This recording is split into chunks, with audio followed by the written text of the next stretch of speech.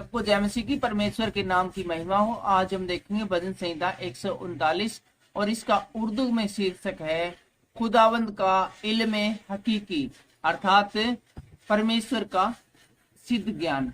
ये एक दाऊद का भजन है और आइए देखते हैं इसमें दाऊद हमें क्या बताते हैं। भजन संहिता 139। हे यहोवा, तूने मुझे जांच कर जान लिया है। तू मेरा उठना बैठना और मेरे विचारों को दूर से समझ लेता है। मेरे चलने और लेटने की तू भली भांति छानबीन करता है और मेरे पूरे चाल चलन का भेद जानता है। तो यहाँ दाऊद यहाँ परमेश्वर से कहता है, परमेश्वर आपसे कुछ भी छुपा नहीं है।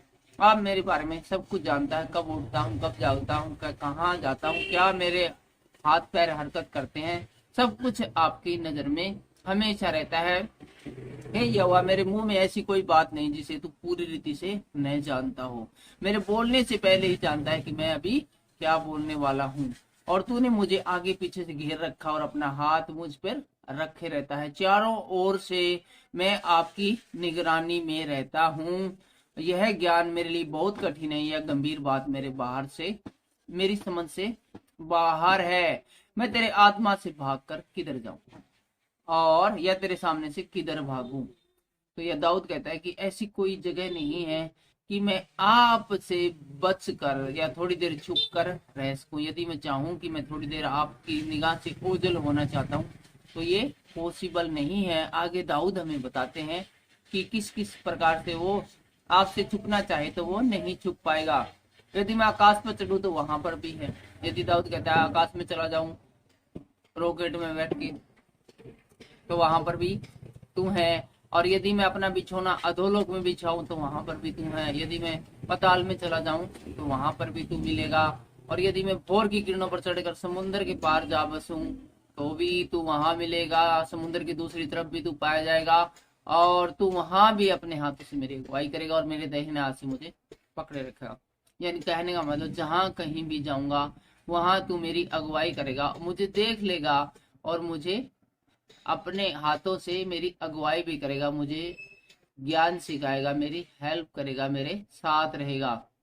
11वीं आयत में लिखा है, यदि मैं कहूं कि अंधकार में तो मैं छिप जाऊंगा और मेरे चारों ओर का उजाला रात सा हो जाएगा।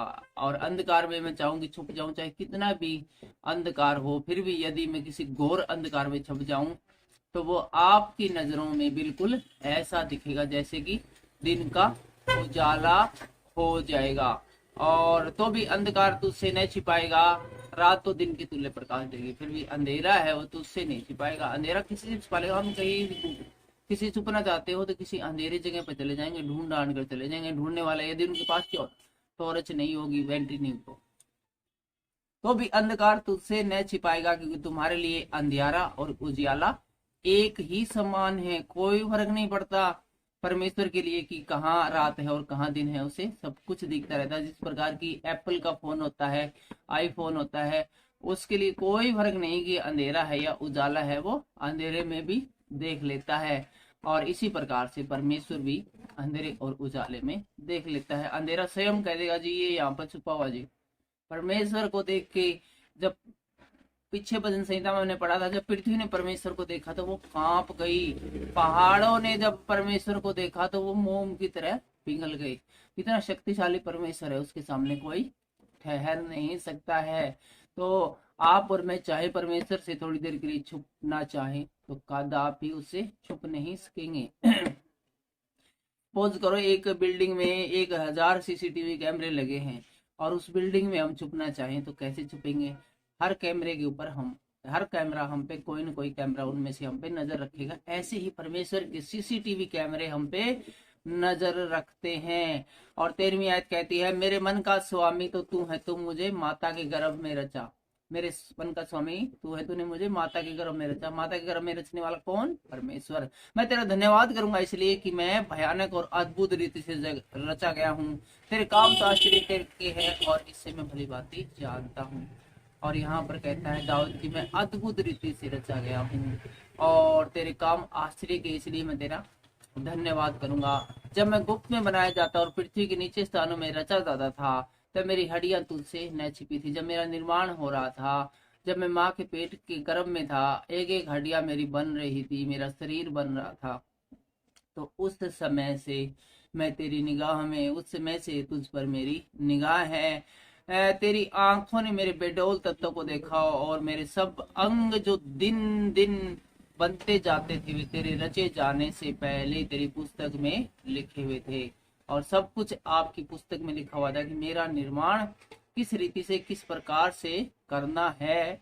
मेरे लिए तो हे परमेश्वर तेरे विचार क्या ही बहुमूल्य, उनकी संख्या का जोड़ कैसा बड़ा है। यदि मैं उनको गिनना चाहूं तो वे बालों के गिनतों के समान से भी अधिक ठहरते।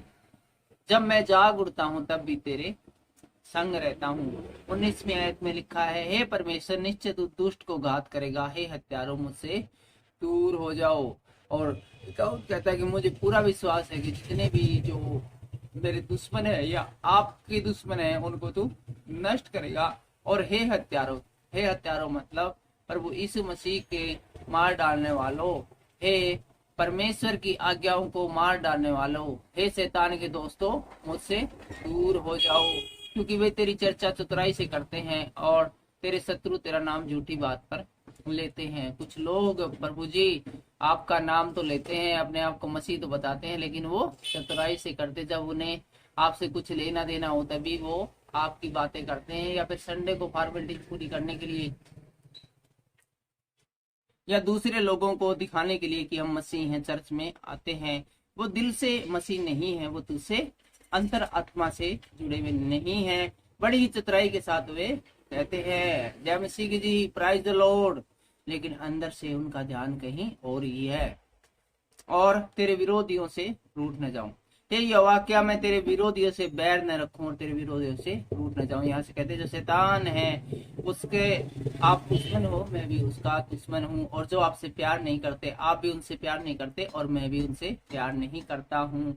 और 22वें आयत कहते हैं, हाँ मैं उनसे पूर्ण बैर रखता हूँ और उनको अपना शत्रु समझता हूँ। जो आपसे प्यार नहीं करते, आपको मिथ्या समझते हैं, आपकी इज्जत नहीं करते, मेरी नजर में उनकी कोई इज्जत नहीं, क्योंकि वह आपकी इज्जत नहीं करते हैं। हे परमेश्वर मुझे जांच कर जान ले, मुझे परख कर मेरी चिंताओं को जान ले, और देख कि मुझ में कोई बुरी चाल है कि नहीं, और अन्नत के मार्ग में मेरी अगुवाई कर। लास्ट में दाऊद कहता है कि मुझे अच्छी तरह से जांच परख ले, परमेश्वर मेरी MIR कर ले, मुझ में कोई बात है, बुरी बात है जो आपको अच्छी नहीं लगती, तो आप उसको मेरे जीवन से दूर कर, ताकि मैं